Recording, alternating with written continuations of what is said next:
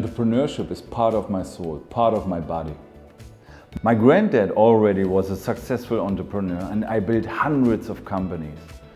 And I'm very specialized in one topic, winning the best candidates for a special situation, market entry situations.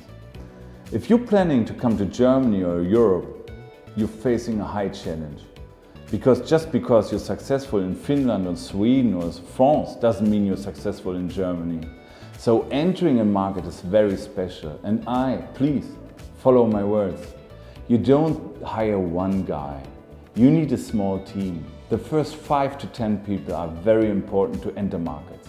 Secondly, you need to understand local culture, local competition, local politics. It's very important to get to know people and to hire people who has already the network to bring you to success.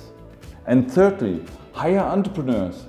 It sounds silly, but you need people who can deal with $100 million deals, but as well who are able to find you a location, hire the first few people and get the business running.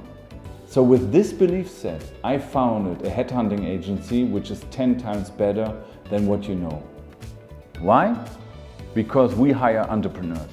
We find you the greatest people with the greatest network who fits your local culture and build teams to enter markets. This is my promise. One final question for you. Which market are you interested in?